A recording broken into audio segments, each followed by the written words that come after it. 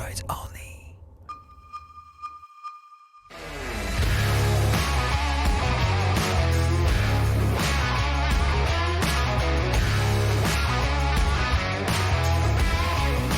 Eh bien bonjour à tous, bienvenue sur Motor Live.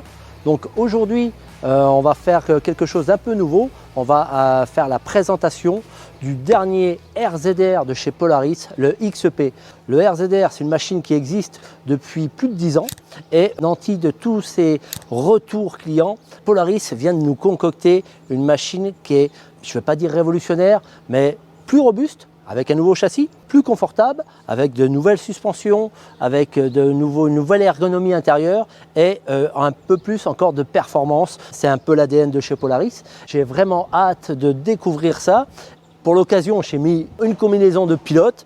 Je ne sais pas si je suis dans le registre de la machine, mais on va tester et je vous engage à venir avec moi. On va aller sur les hauteurs de Barcelone parce qu'on est en Espagne pour tester tout ça. Allez, à tout de suite.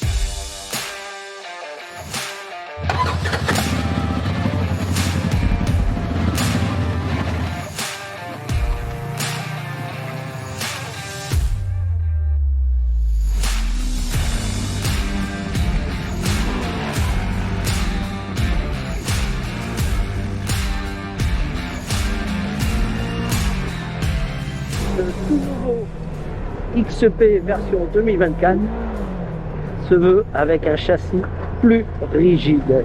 On le constate d'entrée de jeu, c'est vachement plus rigide qu'avant.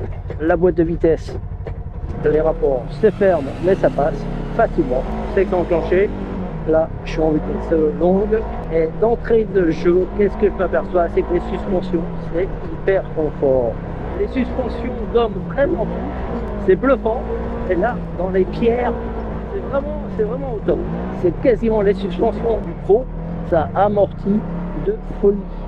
La direction, c'est hyper précis, on a affaire à une machine qui est compacte, qui est facile. Sur les petits chemins, ça se comporte bien, la direction assistée, on a vraiment un bon ressenti du terrain, un bon feeling, on la place où on veut, et quel silence, super appréciable d'avoir une machine qui est relativement silencieuse, c'est maniable, là comme on peut le voir, ça tourne dans un mouchoir de poche. Le moteur, c'est puissant, il y a du frein moteur, chose qu'il n'y avait pas avant, il y a du frein moteur. On relâche le CVT, fait bien son travail, c'est vraiment très agréable. C'est une machine qui est facilement abordable. Il n'y a pas besoin d'être un pilote en fait pour se faire plaisir et puis passer partout. Même au niveau de l'accélérateur qui est souple, il y a du couple omniprésent. Dès qu'on appuie légèrement à la reprise, on a 2 roues ou 4 roues motrices à souhait. Donc un ressenti vraiment les ingénieurs là, de Polaris ont bien travaillé. Cette machine a été peaufinée pour le marché européen. Donc c'est pas anodin.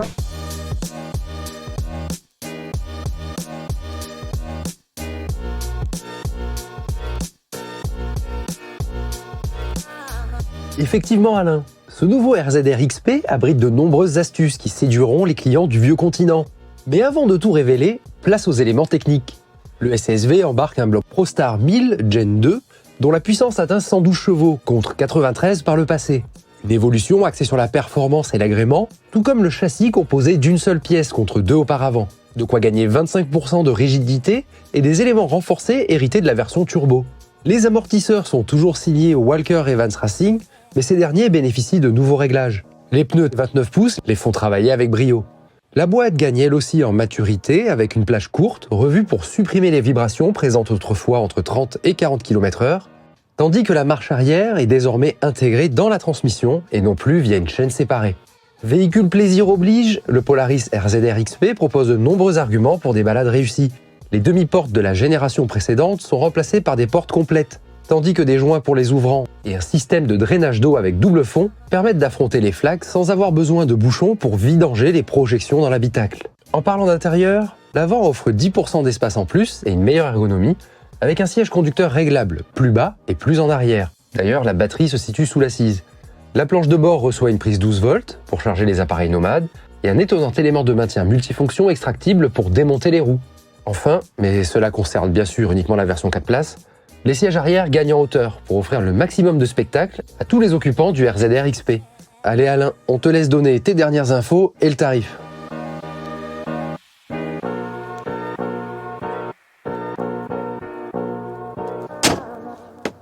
Et ben voilà, petite journée d'essai. Alors là, pour répondre à la question tout à l'heure, est-ce que la combinaison est adaptée ou pas? Oui et non. Comme vous avez pu le constater, on a affaire à une machine qui est beaucoup plus rigide, beaucoup plus agile, beaucoup plus performante au niveau du châssis, au niveau du confort que l'ancien XP. L'avantage, on roule beaucoup plus vite, donc la combinaison peut être. Après, ça reste une machine qui est, comme on a pu le voir, facile d'accès. J'ai été bluffé par le franchissement où c'est facile, ça grimpe partout. Le mot, c'est la facilité. Et autre chose qui est hyper important, c'est qu'on entend le passager.